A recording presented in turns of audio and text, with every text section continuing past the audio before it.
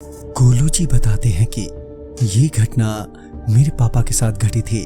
वो एक नाई हैं। वैसे मैं आपको बता दूं कि मेरे घर में मैं, मम्मी, पापा, हमारा खुशहाल परिवार है। गांव के मेन रोड पर हमारी अपनी नाई की दुकान है।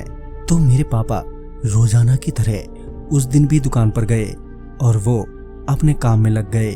दिन भर दुकान पर कस्टमर आते जाते रहे और पापा को काम करते करते अब शाम हो गई थी। बस 3 कस्टमर और बचे थे बाल काटने के लिए।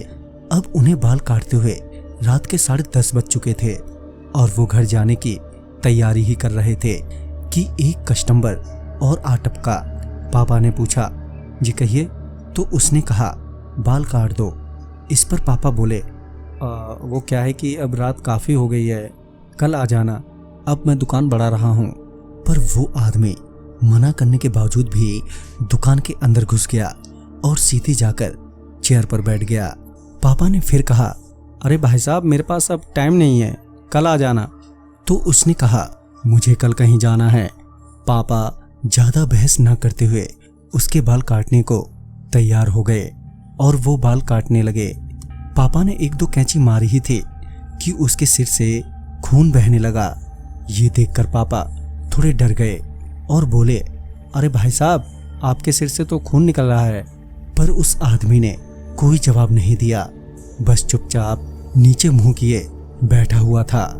पापा ने फिर से कहा, अरे भाई, खून निकल रहा है आपके सिर से। अब खून बहुत ज्यादा ही बह गया था, पूरी कुर्सी पर खून ही खून था। ये देखकर पापा ने उसे थपथपाते हुए फिर से कहा, उन्होंने कहा ही था कि उस कस्टमर ने अपना सर एकदम से पीछे घुमाया, जिसे देखकर पापा पीछे की ओर गिर पड़े और बुरी तरह से चिल्लाने लगे।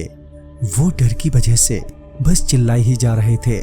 दरअसल उस आदमी का चेहरा कुचला हुआ था और खून से लथपथ था और वो कुर्सी से उठकर उसकी ओर बढ़ने लगा।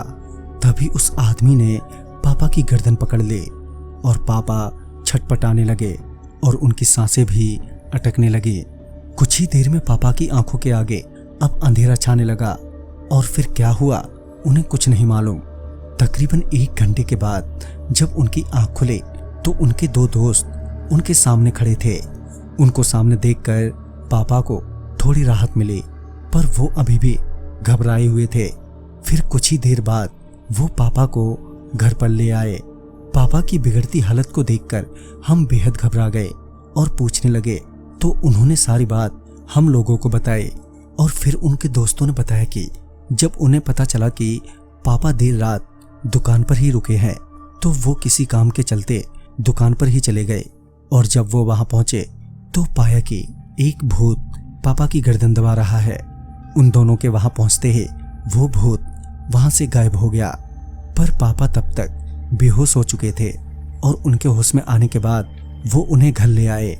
पर वो भूत कौन था और कहां से आया, इस बात का हमें आज तक कुछ पता नहीं चला। तो दोस्तों, इस कहानी में बस इतना ही। कहानी आपको पसंद आई हो तो लाइक शेयर करें और साथ ही हमें कमेंट बॉक्स में जरूर बताएं। तो मैं आपका दोस्त राजकुमार जल्दी ही मिलूंगा आप ही की भेजी एक नई कहानी के साथ। तब तक के लिए बाय एंड टेक केयर।